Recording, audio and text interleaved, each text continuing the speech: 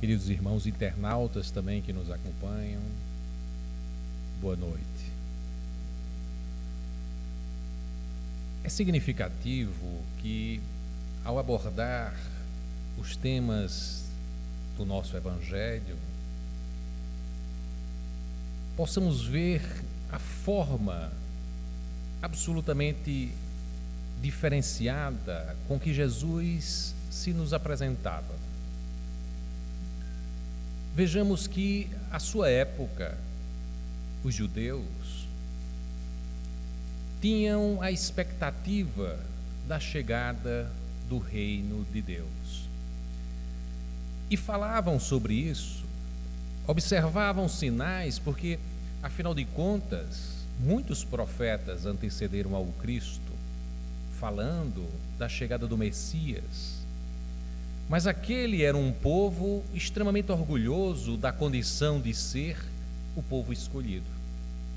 E tinha, até por sua história, de tantas e tantas submissões a outros povos, pois foram escravos no Egito, estiveram submetidos também aos babilônios. Naquela oportunidade, além de outras e outras situações em que estiveram sob o domínio de outros povos, vivenciavam o domínio romano. A expectativa, portanto, da chegada do reino era aguardada exatamente como a libertação política, a criação de um reino, tal como se conhecia os reinos de então. Um rei se fazia forte exatamente na medida em que era detentor de exércitos, na medida em que havia riqueza, na medida em que havia condições para se exercitar o domínio sobre um determinado território. Rei, portanto, poderoso, é aquele que fazia se impor a sua força sobre os demais. Era assim que eles conheciam os reinos, porque, afinal de contas, se submeteram a outros reinos. E naquela expectativa da chegada do Messias, anteviam a ideia de que o Messias viria tal como um general, liderando exércitos capazes, portanto, estas forças de libertar finalmente o povo judeu. Mas eis que Jesus vem de uma forma completamente diferente e vem nos apresentar uma ideia de relação com Deus que até então não estava presente entre os judeus, porque os judeus falavam do Deus de uma forma respeitosa, certamente, mas baseada num temor, numa vivência baseada exatamente na consciência de que Deus era o Todo-Poderoso. Era o Senhor dos exércitos, o exército dos anjos. Mas ninguém falava, como Cristo veio nos falar, que Deus é amor, que Deus é a misericórdia por excelência, que Deus é bondade infinita. E apresentar Deus não como os judeus o faziam, porque até a própria expressão Deus era proibida. Falava-se de Deus como o inominado, porque uma palavra não poderia dar conta do que era Deus. E certamente nisso eles tinham razão. Os próprios sacerdotes, apenas o líder entre os rabinos, poderia, em uma sessão privada, uma vez ao ano, falar o nome de Deus. Fora isso, era-se considerado o inominado. Tal o temor que Deus estabelecia entre aqueles povos. Havia, portanto, submissão, havia, portanto, respeito, mas a relação com Deus não era baseado naquilo que Jesus veio nos revelar. Deus é amor. E, portanto, se Deus é amor, tudo que inspira a partir de Deus, a sua presença e a sua mensagem deve ser baseada no amor. E a nossa relação uns com os outros, se for presidida pela ideia de Deus, tem que ser presidida pela ideia do amor. É uma construção que o Cristo veio nos revelar. Humberto de Campos, pela psicografia de Francisco Cândido Xavier, revela que naqueles primeiros momentos da missão do Cristo, ele havia encontrado com João Batista, havia tido um primeiro encontro com aqueles que viriam ser os seus adeptos, porque ali, junto a João Batista, havia sempre a presença de dois jovens, João e André, irmão de Pedro. E eles, portanto, tiveram esse primeiro contato com Jesus.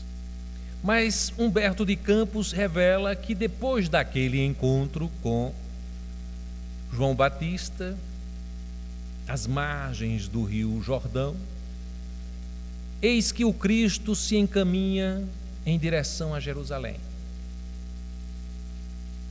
E nas cercanias de Jerusalém, ele se detém para apreciar todas aquelas construções.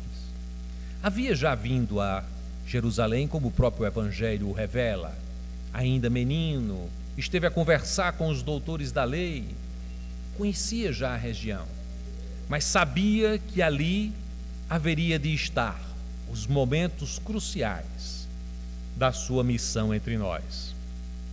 E enquanto fitava aquela cidade, eis que alguns que ali se acercavam dele perceberam a majestade daquela figura, completamente distinta, mas os judeus sabiam se tratar de um galileu, pela própria fisionomia, pelos cabelos, pela forma de vestir, já se denotava que era um galileu.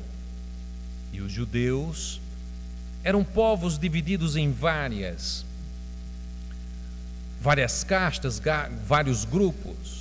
Ali dominavam exatamente aqueles que eram mais vinculados ao sinédrio e que, portanto, estavam ali rabinos que eram doutores da lei.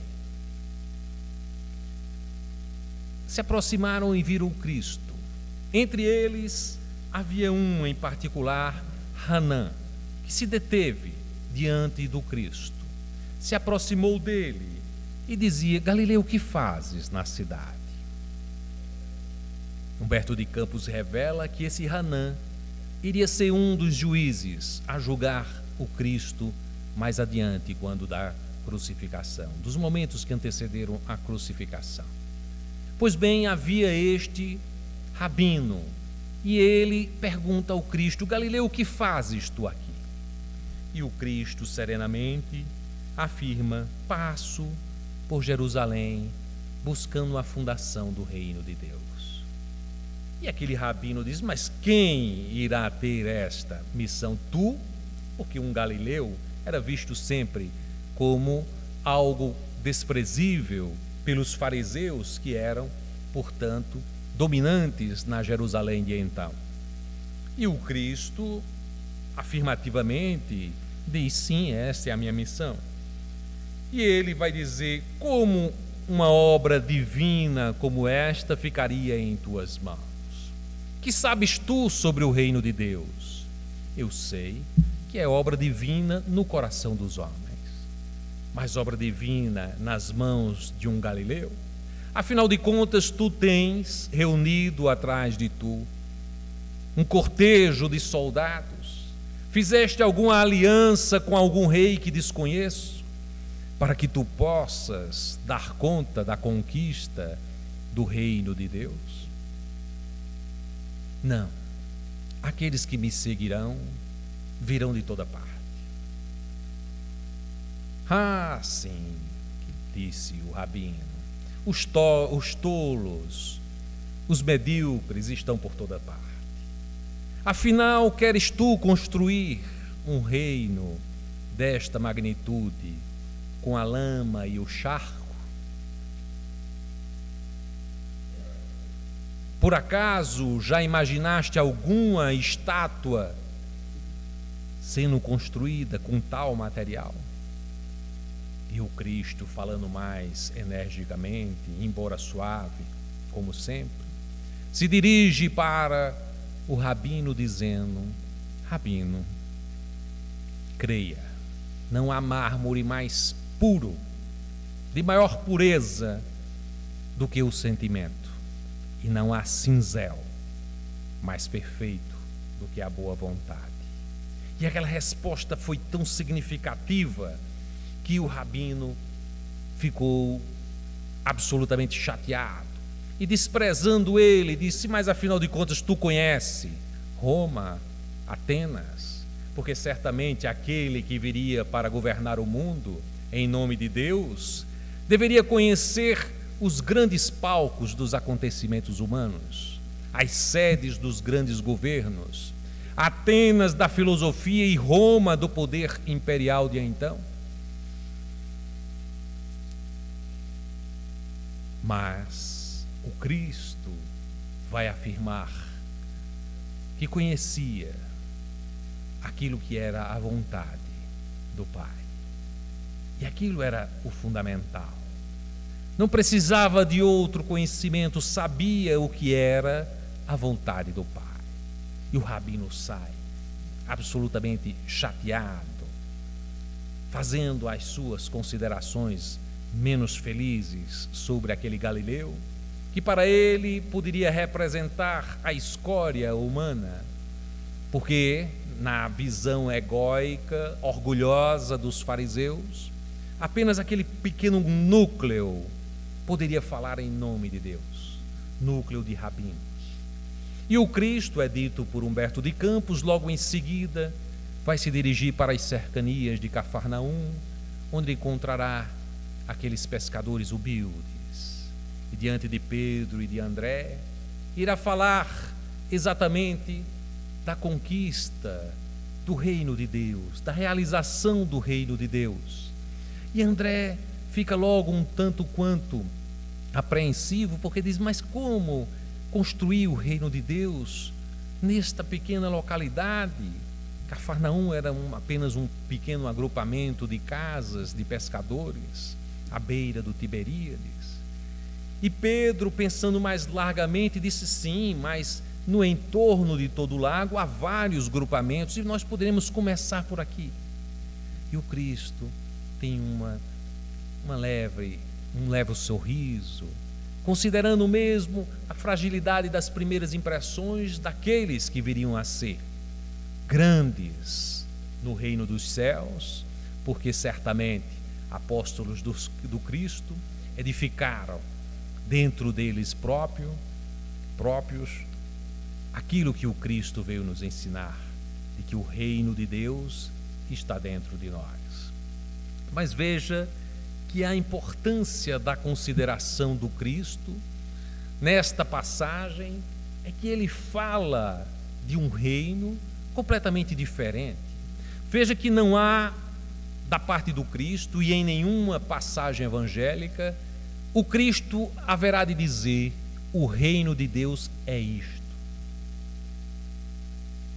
Nem mesmo há nenhuma consideração do Cristo dizendo: Deus é isto, a não ser por comparações, a não ser por aproximações, porque não há possibilidade de se dizer com palavras humanas o que é Deus, e portanto há uma impossibilidade de se dizer o que é o reino de Deus. Nós não temos no nosso nível evolutivo capacidade ainda para falar sobre coisas que estão muito acima da nossa capacidade de reflexão e do nosso nível moral e espiritual de acessar essas verdades imensas. Portanto, fazemos aproximações. O Cristo nos falava do reino de Deus através de parábolas. Alguns entendiam essas parábolas no sentido mais profundo do que elas nos apresentavam, mas ele não poderia falar sobre um reino para pessoas, para indivíduos que ainda eram tão atrasados para ter uma compreensão mais plena sobre o significado do reino de Deus. Indivíduos que estavam esperando a conquista de um reino como qualquer outro, o reino da vida material, o reino dos exércitos, das riquezas, dos prazeres, tal como se viam os reinos de então. Mas ele já nos trazia uma ideia completamente diferente, e é exatamente nessa passagem do Evangelho de Lucas, no capítulo 17, em que ele irá falar, porque ele está diante dos fariseus, e os fariseus sempre que tinham uma oportunidade para questionar o Cristo, para colocá-lo em dificuldade, para ter uma possibilidade de fazê-lo se colocar em contradição com a lei mosaica, para levá-lo, como afinal de contas acabaram por fazê-lo, não porque o Cristo tivesse caído em contradição, mas porque eles criaram condições para levar o Cristo à crucificação. Mas naquela ocasião, ainda no início do ministério do Cristo, eles se aproximaram do Cristo e vieram, como é dito no Evangelho de Lucas, no capítulo 17, versículos 20 e 21. Interrogado pelos fariseus sobre quando vem o reino de Deus, em resposta disse-lhes: o reino de Deus não vem de modo visível, nem dirão vede aqui ou vede ali, pois o reino de Deus está dentro de vós. Veja, a pergunta não é o que é o reino de Deus. Os fariseus perguntavam quando virá o reino de Deus, e ele, na resposta sucinta, já irá dizer que o reino de Deus não virá de forma visível, não será percebida essa chegada do reino de Deus. O reino de Deus não está geograficamente definido, não é uma terra aqui ou ali, não se fará presente através de grandes exércitos. E ele diz categoricamente: o reino de Deus está dentro de vós. As pessoas poderiam se ficar absolutamente, estranhar aquilo, como dentro de nós está o reino de Deus. Para aqueles que tinham uma visão meramente material das coisas, como perceber que o reino de Deus está dentro de nós? Era uma construção extraordinária, porque o sabemos. Hoje, passados 2000 anos, aprofundando-se a visão e o estudo e a compreensão das palavras do Cristo, sabemos que o reino de Deus não é um estágio, não é um local específico que compete a todos observar, aprender, adentrar. Todos nós, cada um de nós tem uma trajetória especial, específica. Cada um de nós tem um estágio de desenvolvimento. O reino de Deus se aproxima de nós quando nós vamos nos percebendo o que somos verdadeiramente. Quando entendemos que não somos apenas esse corpo que nos reveste, que somos o espírito imortal, que somos centelha divina. E como centelha divina, nossa trajetória se perde na poeira dos tempos. Somos muito antes de havermos nascido, e haveremos de ser muito depois de havermos descido a cova que nos aguarda a todos em nossa existência atual. Porque somos vida, mas vida em abundância, como Ele mesmo nos veio explicar. E quando nos percebemos desta forma, podemos encontrar Deus dentro de nós. Quando percebemos que somos mais do que essa roupagem, mergulhamos dentro de nós e buscamos Deus dentro de nós. É impressionante a máxima do Cristo, porque o Cristo sempre nos falou em parábolas, associando a elementos da natureza. E desta forma, também em nós, haveremos de entender que o reino já está presente. Desde quando éramos mais primitivos, o reino de Deus estava dentro de nós, embora não o soubéssemos. Hoje já nos percebemos como espíritos imortais. Já temos a ideia mais precisa daquilo que nos liga com a divindade. E, portanto, percebemos que evoluímos nesta compreensão, que estamos buscando compreender a passo o reino de Deus que o Cristo nos falava. Assim como nós poderíamos perceber que a árvore já está na semente, é preciso evoluir para que ela vire a árvore que virá a ser. Evidentemente que o Cristo, ao nos reportar naquele momento sobre o reino de Deus, nos falava em parábolas, porque muitos de nós ainda não tínhamos nível para a compreensão. Alguns poucos apóstolos entendiam aquelas parábolas em maior profundidade, mas outros ainda não tinham condições de percebê-lo. E o Cristo falava por parábolas. Amélia Rodrigues vai no livro Elegia de Amor e Vida, ela falando na passagem Elegia de Amor e Vida, ela vai falar exatamente desta passagem contida em Mateus, no capítulo 13, quando Cristo elenca algumas parábolas para nos falar do reino de Deus. Veja que Cristo nunca nos dirigia a palavra dizendo o reino de Deus é isso. Ele chegava e dizia: o reino de Deus, ou o reino dos céus, dependendo das traduções, é semelhante ao homem que semeou a boa semente no seu campo. Mas dormindo o homem, veio o seu inimigo e semeou joio no meio do trigo e retirou-se. E quando a erva cresceu e frutificou, apareceu também o joio. E as pessoas ficavam: o que é que ele quer dizer com isso? Vejamos. As pessoas queriam do Cristo aquilo que esperavam e diziam: mas, mestre, nós estamos com fome. Vem tu resolver o problema da nossa miséria. E o Cristo continuava dizendo: o reino de Deus é semelhante a um grão de mostarda, que o homem, pegando nele, semeou no seu campo, o qual é realmente a menor de todas as sementes, mas crescendo é a maior das hortaliças, e faz-se uma árvore, de sorte que vêm as aves dos céus e se abrigam sobre ela, nos seus ramos. E aí outro diz: mas, Rabi, socorre-me da minha indulgência. É como se ele não estivesse dizendo nada. O que me interessa é a minha fome, o que me interessa é a minha necessidade. E continua o Cristo Jesus: o reino dos céus é semelhante ao fermento, que uma mulher toma e introduz em 3 medidas de farinha, até que tudo esteja levedado. E aí outro diz: Rabi, se tu vens em nome de Deus, liberta-nos da miséria que nos enlouquece.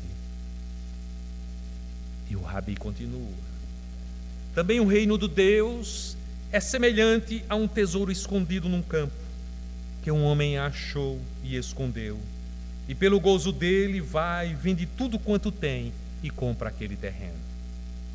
E o outro diz: Rabi, não queremos o reino dos céus, mas o da terra mesmo serve. Nos traz dinheiro para que possamos vencer a nossa miséria.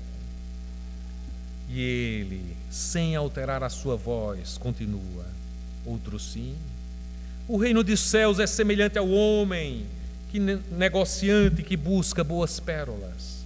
Encontrando uma pérola de grande valor, foi, vendeu tudo quanto tinha e comprou-a. E aí o outro, já impaciente, diz: Rabi, não desejamos palavras, e sim apoio violento na forma de exércitos para nos libertar do jugo romano. E o Cristo diz: igualmente, o reino dos céus é semelhante a uma rede lançada ao mar e que apanha toda quantidade de peixes, e estando cheia, puxam para a praia e, assentando-se, apanham para os cestos os bons peixes e ajuntam, e aqueles que são ruins ou são pequenos devolvem ao mar ou ao lago, para lançá-los depois da fornalha e ao fogo. E aí ninguém mais interrompeu. E ele se reúne com os discípulos e diz: entenderam a mensagem? Para alguns que ainda estavam próximos, ele faz a interpretação de uma dessas passagens. Mas para a grande maioria que ali estava, a despeito do Cristo vir falar suavemente sobre o reino dos céus, em parábolas extraordinárias, havia o desconhecimento. E essa é a história da nossa vida. A nossa vida, em todas as nossas existências, houve um momento em que o Cristo nos falou do grão de mostarda. Em outra oportunidade ele nos falou: o reino de Deus é como um tesouro que alguém escondeu no terreno. E alguém vendo e encontrando esse tesouro, vendeu tudo o que tinha e veio. E nós, sem querermos ouvir a palavra do Cristo, o reino de Deus é como uma pérola. E nós nem quero lá saber de pérola. Eu quero resolver os meus problemas. Nunca estamos decididos a encontrar o reino de Deus. Queremos o reino da terra mesmo.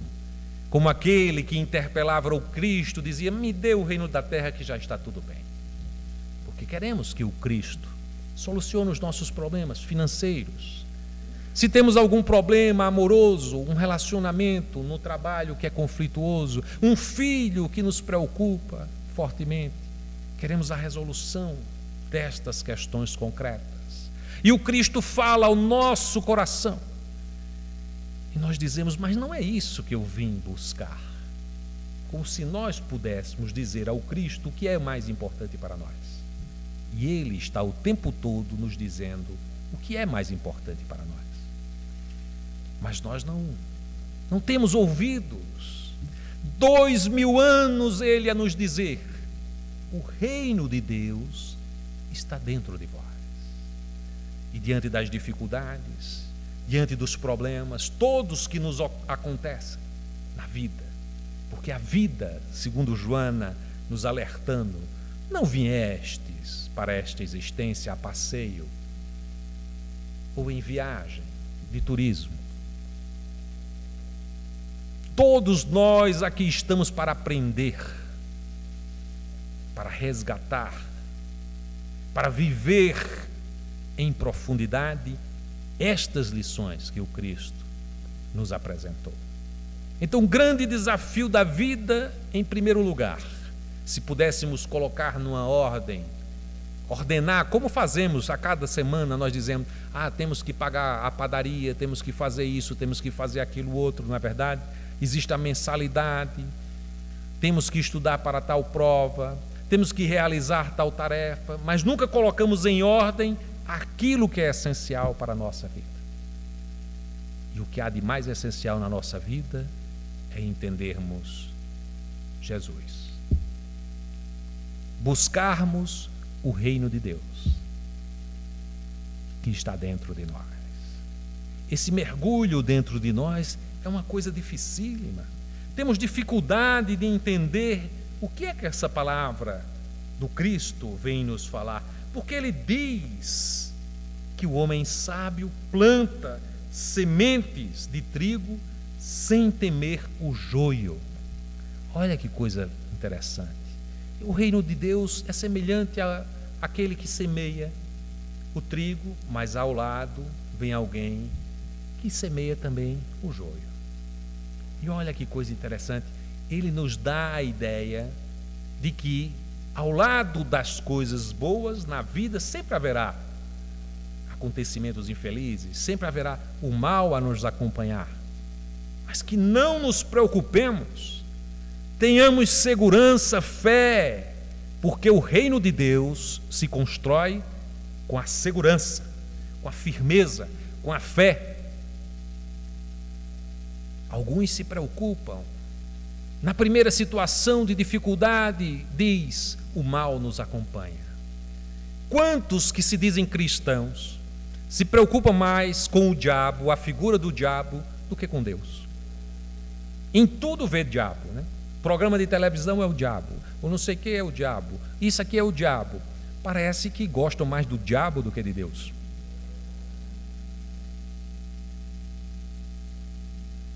Como se houvesse alguma coisa no mundo que pudesse minimamente se comparar ao poder de Deus, ao amor de Deus, à misericórdia de Deus, à bondade de Deus.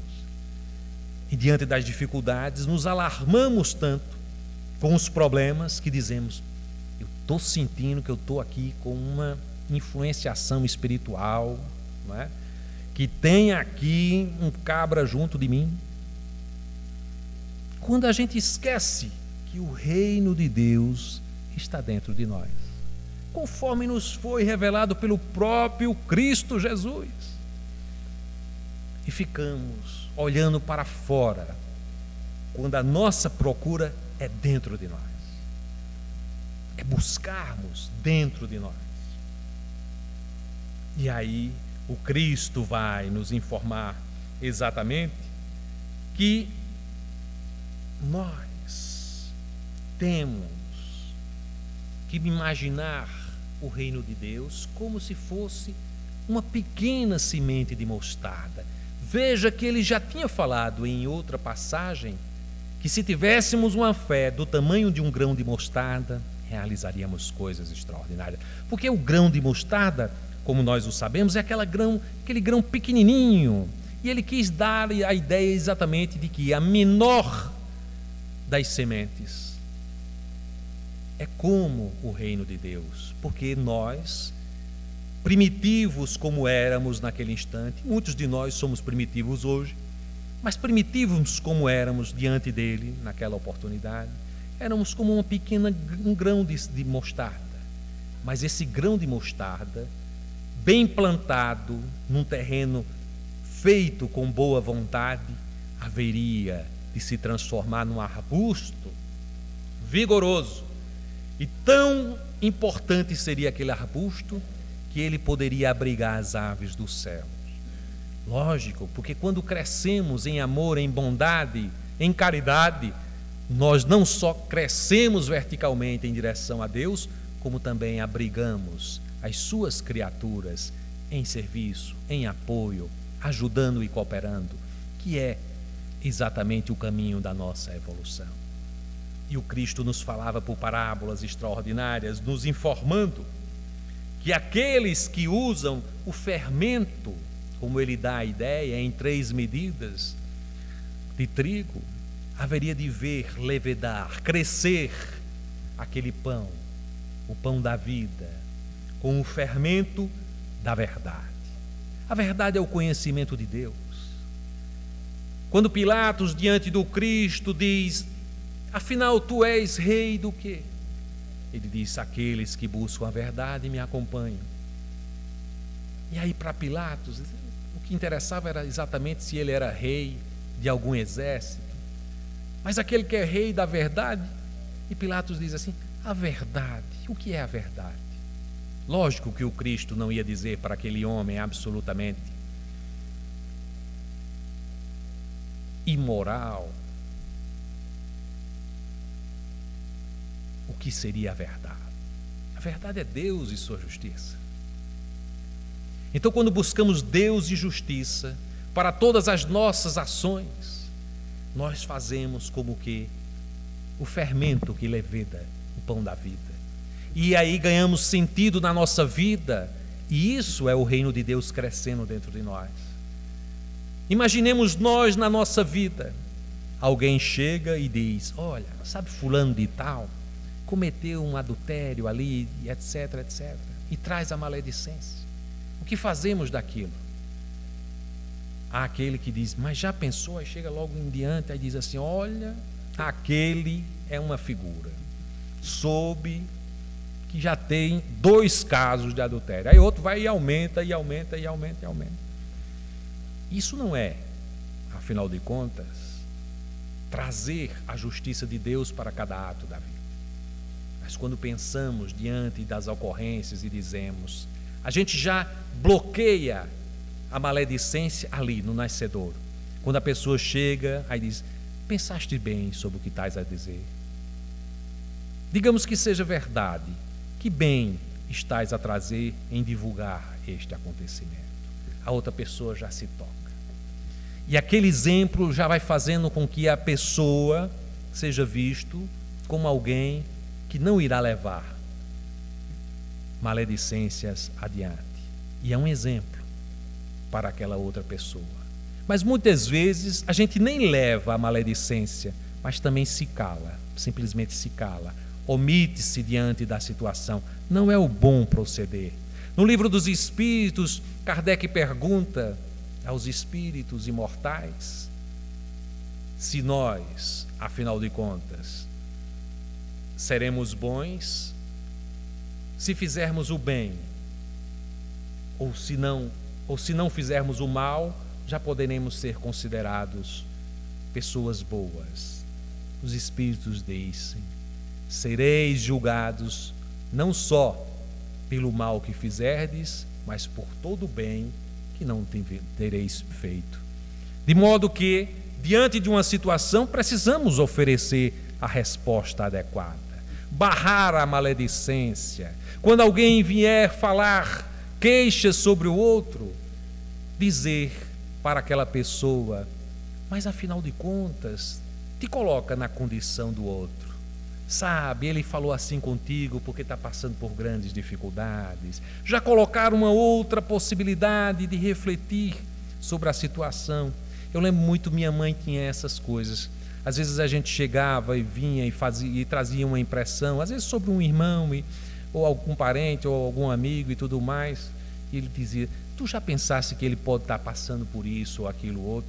E eu dizia: não tem jeito, toda vez que eu vou falar com minha mãe alguma coisa, ela vem e me oferece uma outra situação. Mas estava me ensinando. Essa postura de trazer Deus para a vida da gente, né? E quando agimos desta forma, nós fazemos como Cristo nos tinha dito: colocar a verdade como fermento para cada ação humana. Nós conseguimos transformar as nossas vidas.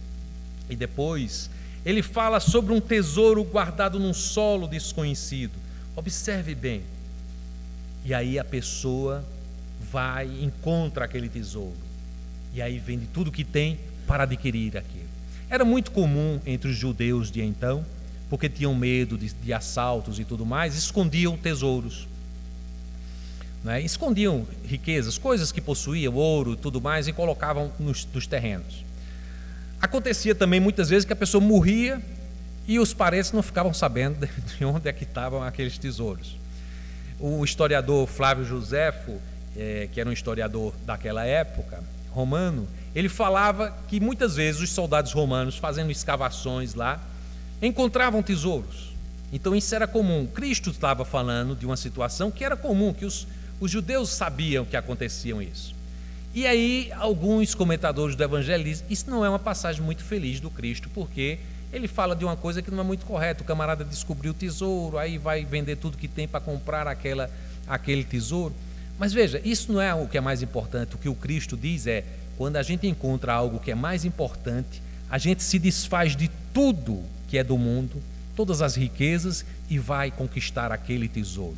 E é engraçado como Cristo diz: veja, algo que está escondido na terra, que está na profundidade, que nós temos que escavar para encontrar aquele tesouro. É como nós devemos fazer diante de nós mesmos. Ele nos falava que o reino de Deus está dentro de nós, então temos que escavar dentro de nós para ir descobrindo esse tesouro interno que nós temos, porque todos, como somos centelhas divinas, temos a bondade dentro de nós, temos a tolerância dentro de nós, temos o perdão dentro de nós, mas ele está, cada uma dessas qualidades está coberto pelo ódio, pelo rancor, pela cólera, pela violência, que ainda faz com que nós não exercitemos essas coisas boas que temos dentro de nós. Então nós precisamos afastar essas pedras, essas areias ainda turvas, que ainda obscurece essa luz divina que temos dentro de nós. E aí, quando encontramos esse tesouro, aí a alegria é infinita. Começamos a perceber que somos capazes de fazer o bem, que somos capazes de ajudar o outro, e sentimos maravilhosamente quando fazemos o bem, ao outro. O bem é algo que vicia muito mais do que os vícios que assolam a humanidade, porque quem conhece o Cristo, quem se entrega a uma vida em serviço à mensagem do Cristo e ao Evangelho, nunca mais volta. Não tem jeito. Aí vocês vão dizer: ah, mas eu já vi gente que vai para uma igreja tal, que vai para o centro espírita e sai. Não, mas não é isso. Ele ainda não. Ele ia lá, ia na igreja em busca da bênção do padre, e vinha ao centro espírita em busca do passe, da água fluidificada, mas ainda não estava buscando o reino de Deus, porque o reino de Deus é uma conquista interna. A gente encontra Deus com o nosso movimento em favor do outro, com o nosso conhecimento de que somos filhos da bondade absoluta. Só conseguimos sintonizar com a bondade absoluta quando realizamos o bem. Então, veja, é esse o encontro com Deus. Quando nós realmente nos encontramos com Deus, quando nós buscamos o Cristo interno dentro de nós, não tem jeito, não tem volta. A partir daí queremos mais. Era por isso que ele nos falava. Falou à samaritana: eu tenho água para vos ofertar, mas é uma água diferente. Porque essa água que tu tomas, tu vai tomar e depois daqui a pouco vai ter sede novamente. Mas essa que eu te dou vai te descedentar. E nós, na realidade, com essa água que tomamos, que é o Evangelho do Cristo, nós ficamos cada vez mais interessados em aprofundar o conhecimento dessa riqueza que é o Evangelho do Cristo. E vamos atrás, e percorremos essa trajetória. E estamos assim, porque só estamos aqui, depois de 2000 anos, buscando a palavra do Cristo, querendo adentrar a esse universo que o Cristo veio nos ensinar, porque estamos sequiosos, porque já estamos cansados de tantos erros, porque já estamos cansados das quedas que realizamos, porque estamos querendo dar um sentido à nossa vida, não a vida de hoje, que é muito pequena, mas a vida que se apresenta em convites eternos, para que possamos nos aproximar da luz divina.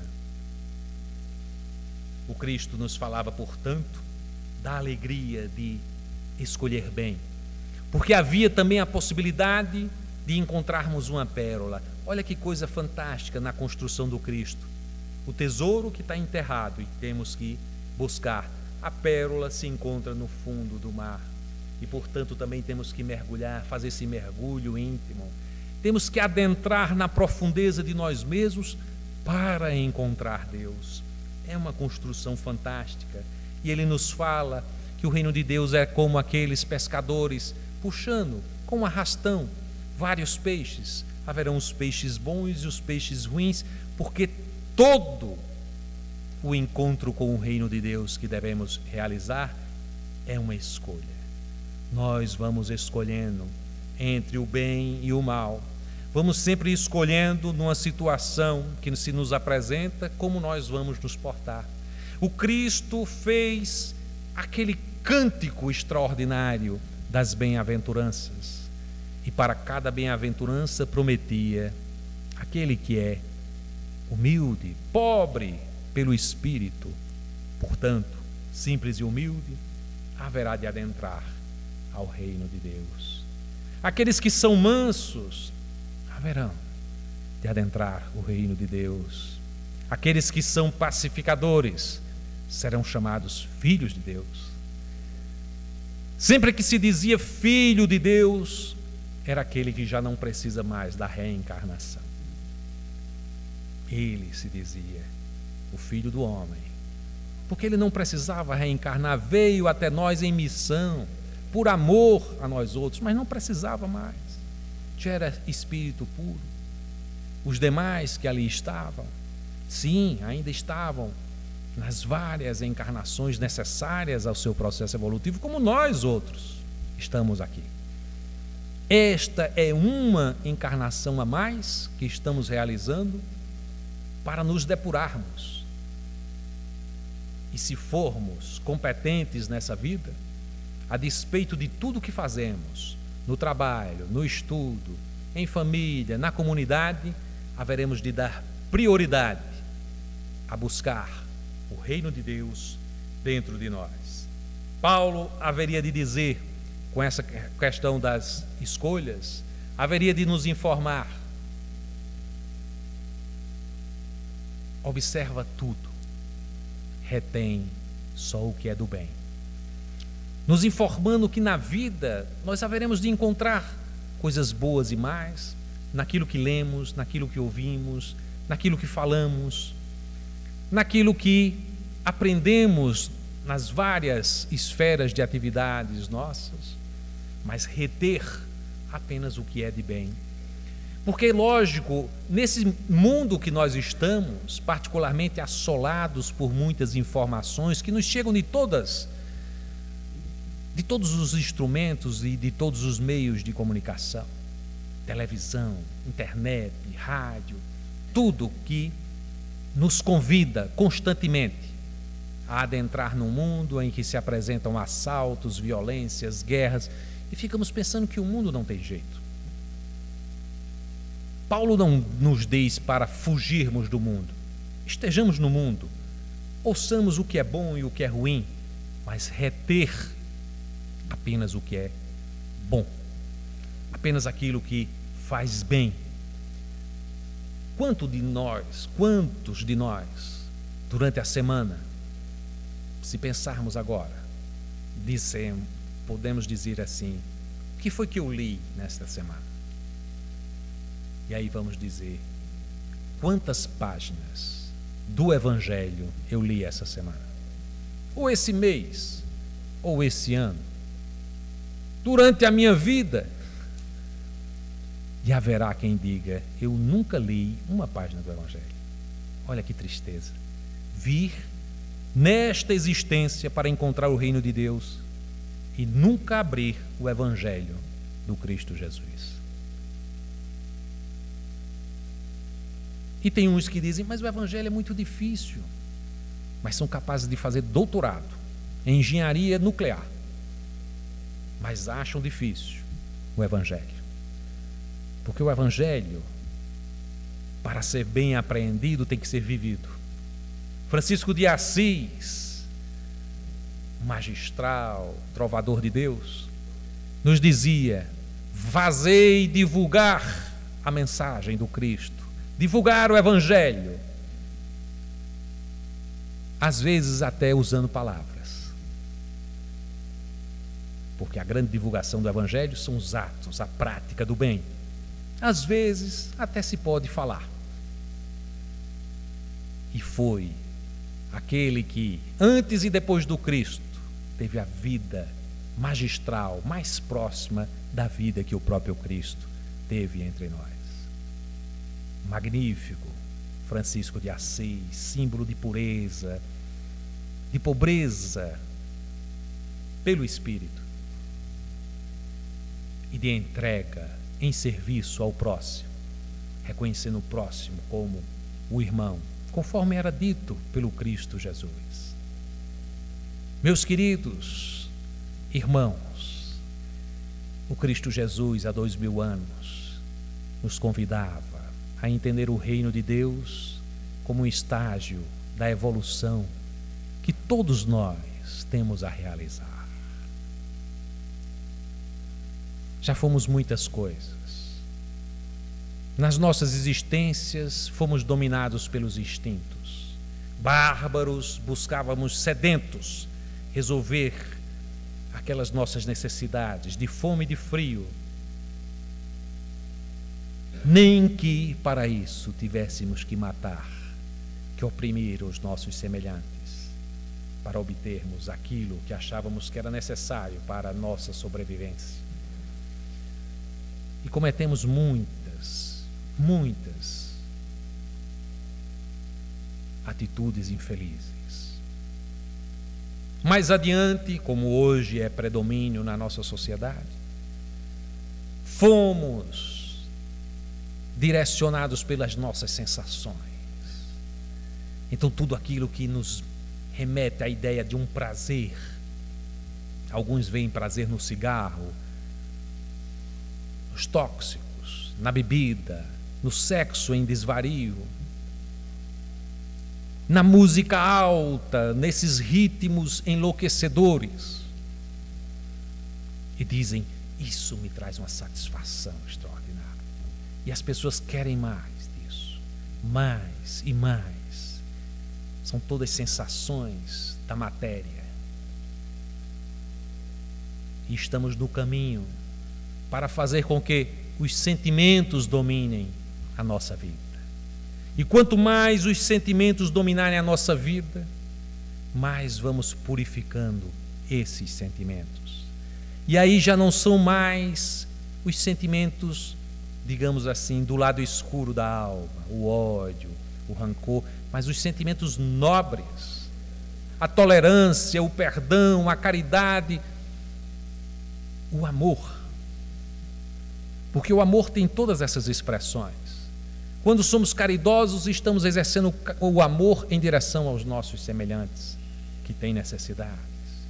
Quando somos capazes de perdoar, estamos exercendo o amor que reconhece no nosso irmão aquele que nos ofende, alguém ainda necessitado de evoluir, alguém que ainda está vivenciando a violência, que ainda está dominado por valores que ainda são bastante inferiores.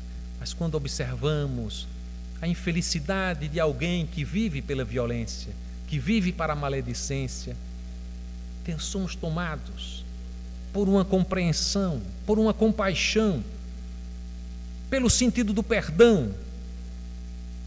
E mais adiante, como o próprio Cristo nos ensinou, seremos capazes de enxergar esse nosso irmão de uma forma amorosa, porque ainda temos dificuldades de entender a força que Ele nos convocou a viver o amor, conforme Ele nos amou, quando Ele dizia, amai os vossos inimigos. Ainda temos uma dificuldade tremenda. Temos dificuldade de ser tolerantes, em primeiro lugar, de tolerar quem é nosso inimigo. Temos dificuldade de compreender. Temos dificuldade de ter compaixão por eles. Temos dificuldade imensa de perdoar. E quase que impossível para o nosso estágio evolutivo sermos capazes de amar os nossos inimigos. Novamente, para finalizar, lembremos-nos de Francisco de Assis, fazendo com que, naquelas condições especiais, no interior da Itália, quando tanta violência circundava a terra com as cruzadas, as guerras intérminas, ele deixou tudo o que tinha, todas as riquezas, porque parecia para ele como se ele tivesse encontrado um tesouro numa terra. Vendeu tudo o que tinha para comprar aquele terreno. Não foi bem assim. Não aconteceu desta forma. Ele deixou tudo o que tinha e foi para as margens do Rio Torto, ou Rivo Torto, onde tinha uma colônia de leprosos. E aquele que era um jovem completamente vivendo as delícias das riquezas, porque era rico, vestiu-se humildemente com uma estopa, pegou um cordão e amarrou na sua cintura, pés descalços, dirigiu-se àquela comunidade de leprosos que todos tinham medo de se contaminar, nunca iam próximos, deixavam comidas à distância para que eles pegassem. Mas ele, seguindo a mensagem do Cristo, foi até lá e parecia que aquele ambiente nas cercanias do Rivo Torto tinha aquela brisa mágica da Palestina. O Rio Torto parecia agora com aquelas suas águas, que a brisa e as ondas do Tiberíades se fazia presente. E as águas do Rio Torto lavavam as chagas, em nome do amor e da fraternidade que Francisco, em nome do Cristo, realizou. E quando ele buscava os seus companheiros e dizia a cada um deles: qual é o maior amor que conheces? O maior amor que conhecemos é o amor da mãe pelo filho. Pois bem, a partir de agora, cada um de nós irá tratar uns aos outros como a mãe trata o filho. E como eles realizavam atividades, iam trabalhar, iam pedir pelos pobres, sempre para proporcionar condições de assistência aos mais necessitados. Aquele que ficava no eremitério, na choupana, limpava a casa, agia como a mãe, e quando os outros vinham, ajudava a limpar os pés, trazia a comida para eles, tratava-os como mãe. E mudava, cada um exercia o papel de mãe por um dia. Era uma fraternidade extraordinária, para aprender cada um a amar o outro da forma melhor que se poderia amar ao seu irmão, da forma que uma mãe ama o seu filho. Isso é viver o Evangelho de Jesus, e Francisco nos ensinou. E foi por isso que Joana de Ângeles, em se reportando, aquele que era tão caro ao seu coração, dizia: o sol de Assis. O sol de Assis se pôs há mais de 800 anos. Mas conforme a própria Joana nos informou, em mensagens recentes por Divaldo Franco, o sol de Assis está voltando para nós outros, para fazer reviver em nossos corações as mensagens do Cristo Jesus, e para que novamente possamos, em seguindo as suas pegadas, descobrirmos que o reino de Deus está dentro de nós.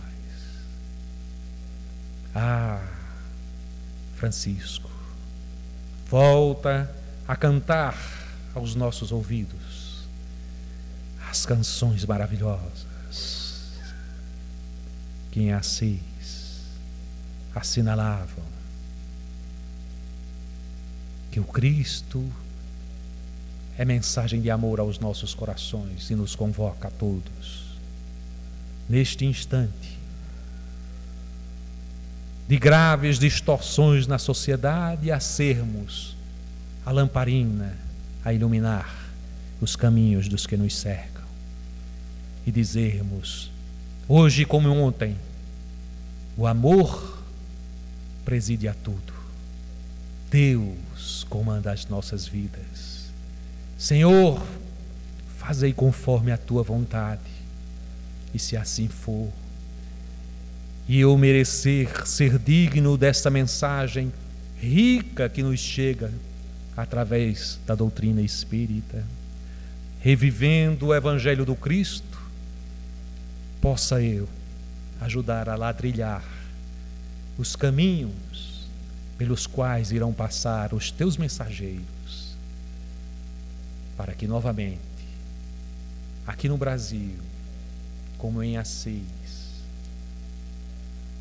como em Cafarnaum, a brisa do amor imortal se faça presente. Que o amor do Cristo nos acompanhe hoje e para todo sempre. Assim seja.